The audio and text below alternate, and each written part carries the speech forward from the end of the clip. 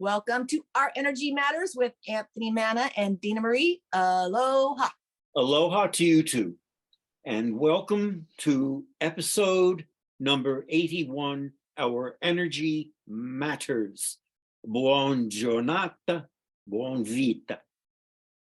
Good day, good life to our Italian viewers out there. And I also say to our Turkish earthquake sufferers, İçten uzun tumuz. Our heartfelt sorrow.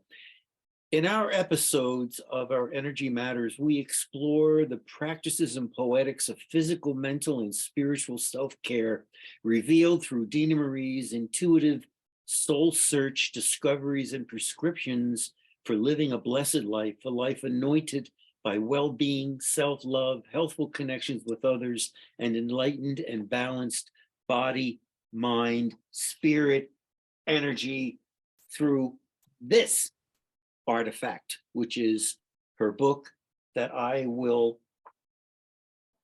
mention the title of soon.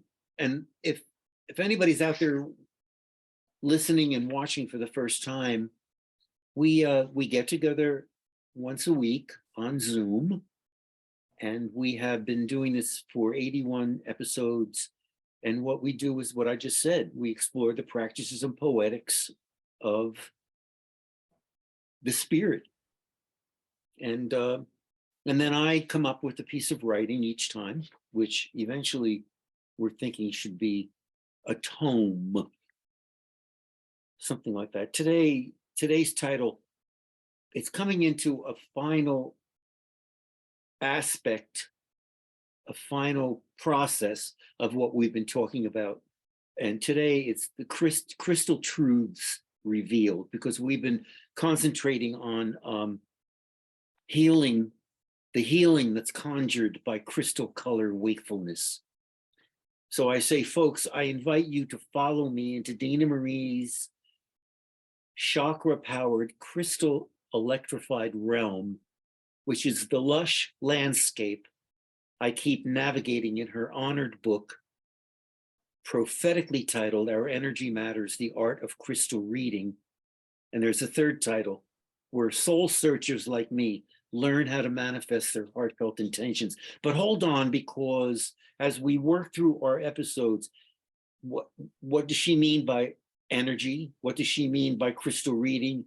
And what does she mean by heartfelt intentions? I was somewhat clueless. Well, I mean, I know what an intention is, but the way Dena Marie practices an intention, it becomes a prayer.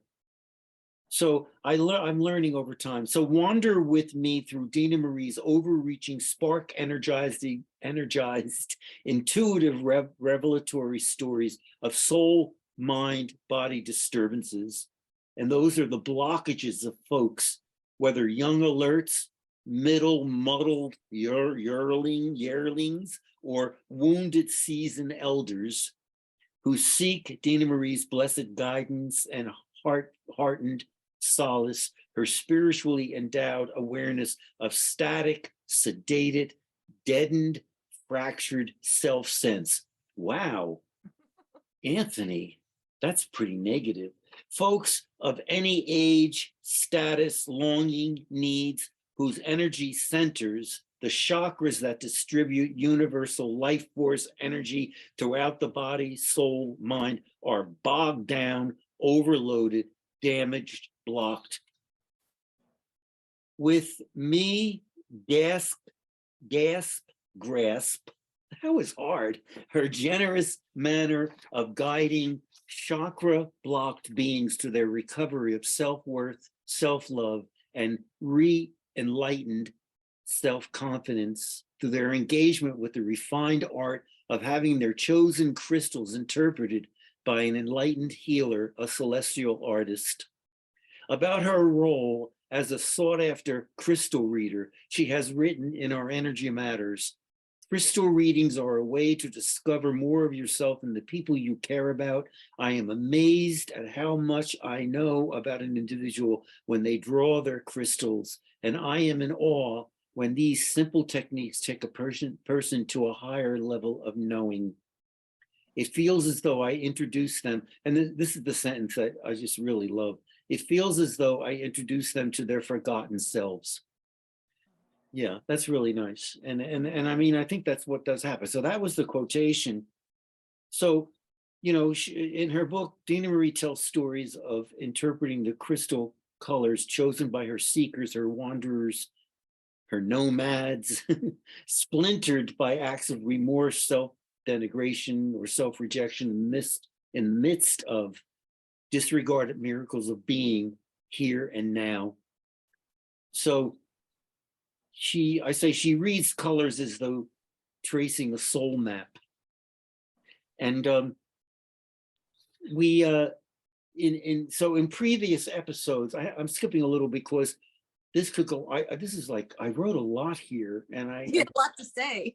yeah, my gosh, you know, and I'm going to take some of those and put them in a different episode, but I wanted to get to this. In previous episodes of our Energy Matters, I collaborated with you, my celestial mentor, in bringing into bright light color crystal chakra relationships, and that was new. That really became an enlightenment for me. The idea of the color crystal chakra relationship that you have worked on over so many years. We found our way to the crown chakra and parsed the meaning of aligning clear quartz and moonstone with a healthy crown. For the brow chakra, the meaning of amethyst and lapis lazuli. For the throat chakra, oh yes, which crystals did we illuminate as significant for its health? Turquoise? Yes, an aquamarine, which beautiful colors. And the heart, which crystals align with heart, compassion, forgiveness, and understanding? Rose quartz and malachite. Malachite. And then, you know, if you come into her book and you look just even at the cheat sheet in the back of her book, or Energy Matters, the Art of Crystal Reading, you'll discover why those crystals are significant because of their qualities and their characteristics. So it's almost like it's strata. It's like layer after layer after layer of beginning to understand what we can do to ourselves to live a full, enriched life.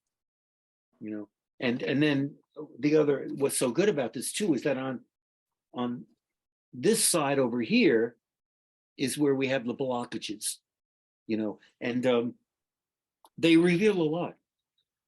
So today we're coming to the last two. The first is the sacral chakra. You as a spiritual gemologist, I love that. I've got so many names. I know, I can't believe where that came from. I thought, why not? She's a gemologist. Which crystals align with the sacral health? Carnelian, carnelian, and there's a, oh gosh. Can I? That sunstone. There's a sunstone, but if it's there, read them. Well, I have amber as one of them. Amber, yeah. Yeah. And why cornelian? Carnelian is orange. It's very, very orange. It's got light orange to dark orange. So in my set, I'll have a really nice light orange, kind of like a sherbet color, Yeah. and then a really dark orange. So, and then I'll have a sunstone or like you said, the amber. And in my bowl, I have hundreds of different colors, but they were gifts. So depending on who gave it to me, the stones talk to me that way too. I understand that. Yes, you mentioned it in your book. So once again, these crystals, the crystals that people choose, you know, will bring them. If it's cornelian, then someone you'll put it on the sacral. Yeah, there we go. Yeah, and they could be like not shiny, and they can be kind of rough. So I would say something like, "You've got the stone, but we need to work on it. It's not very polished." Yeah. And then, but I mean, when you did when you read my crystals twice in my lifetime, and then, you know, it was amazing because we were able to find out the throat, you know, and the fact that I was blocked in a way about myself as a writer, and also what was it the last time too that guilt came into the root, I believe. And reclaiming your, well, a little bit of depression. You were feeling low spirits, and you need to find your power and your voice a lot. Yeah. And so that's so helpful to discover through the crystals that you choose where you are in your life and what you can do, and I should mention then too that there are 2 full pages, and also scattered throughout your book are the prescriptions. All right, so you are there. You don't leave us with we'll go off and be depressed now because Be frustrated. Be frustrated. Remember? A frustration is when it's the chakras that are not with a stone. If there's a stone that's not there, that's the chakra we need to give a prescription to. So frustration is when you're blocked. Yeah. And so to know that then is the beginning of healing.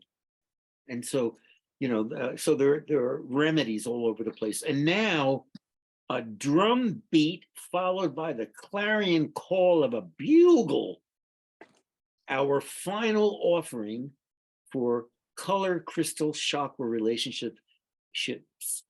It's the root chakra, alchemist of wonderment. How do you like that one? Gemologist. I actually have my big bowl sitting here, but I have smoky quartz, which is like a dark, it's beautiful. And then this is I think this is from Sedona, but that has double meaning because it's a beautiful red stone from a place where it's red earth. So, and then again, there's all kinds of, there's garnet. I have obsidian. What does it say in the book? It says red jasper and obsidian. There you go. For the root. So, all right. So I choose from your collection, I choose obsidian. You take it, and what do you do with it? I put it on the root chakra. And the other day, I was having some issues a couple weeks ago, and I was super not happy. I was depressed. I felt really sad. So my energy was low, and I never pick all red. Everything I picked was red and black. And I knew that I needed to get out there and lift my spirits. We were talking about changing our tune, mastering our mind, and saying something nice about someone if you're having issues with them, instead of focusing on it and causing yourself to get more sad. So I just had to talk to you, or go hang out with a friend, or go to the beach, or do something positive to get my energy up. So I would pick a citrine or pick a turquoise blue, but it kept saying not to talk to that person. And that was making me sad, but the throat chakra, even the card said, it's a good time not to communicate with this person. Yeah. And I mean, it's so important to hear this because there's help, and I love knowing that. So from above, there's help from above. If you stop, don't do anything. If you don't know what to do, do nothing. Do something that brings you joy, something that's going to benefit you and make your energy higher. Then you might get your intuition saying, oh, today's the day. It's happened to me thousands of times in this lifetime. Just don't do anything. If it doesn't feel right, you don't have the light bulb, just sit back and wait. Yeah, that's so true. And that's so what I'm hearing a lot in the Zen masters and any of the mindfulness people that I connect with in my readings, that they really talk about that a lot, about just breathing in and breathing out and just giving it some space, and it's so true. I want to end episode number 81 with the first insight about risks and risk taking, which I was looking through some papers, and magically it appeared in my hand, which is a whole list of risks. And so here's the first one. To laugh is to risk appearing the fool.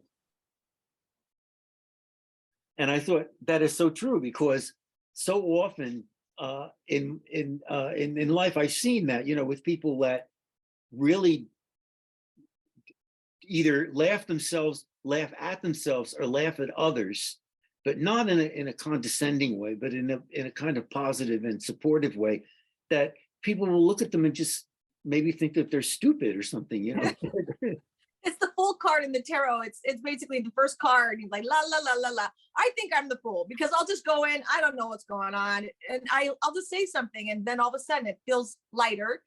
But things are heavy. So sometimes the fool, I like them. Oh, yeah, no, and you reminded me that very often, I don't know how to say this without sounding like an egomaniac, but I would be the life of the party, so to speak, because I would be humorous, and I mean I would just take off in this kind of improvisation, and my wife then, who is now my best friend, and she would say, "You did it again.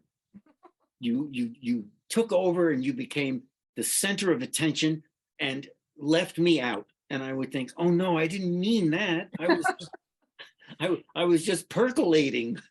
You're Leo, you're a fire sign. You're supposed to be up on stage. And Yeah. and it's funny, like I work at a place where we do tastings, and I'll be outside and you can just hear people laughing. I'm like, what are they laughing at? They're laughing at me. Because I'll just say silly things or something. And then I go back inside and they're still laughing. I'm like, oh God. I'm like, I know. So I mean, the thing is, and we had dinner a couple of weeks ago with a couple of friends, and I went on this roll, and Don, I could see him looking at me like, "You are nuts," and it was like, and after, everybody was just like laughing because I was talking about my father being the boxing referee and training camps that he would bring me to, and I would say, "I don't want to do this. I want to be a dancer." And then everybody would go nuts, like, "Shut up, you can't be a dancer. You have to be a boxer and get your head bashed in for the rest of your," And so it was just like, now I look back at it as funny, but when I was going through it as an adolescent, it wasn't funny. No, but now it's lighthearted. You see, now it's lighthearted. It's not in your gut eating you up inside. No, not only that, but also I survived it, and I eventually did take dance classes, and I was very happy to be able to do that, and whatever. I mean, I lived my life.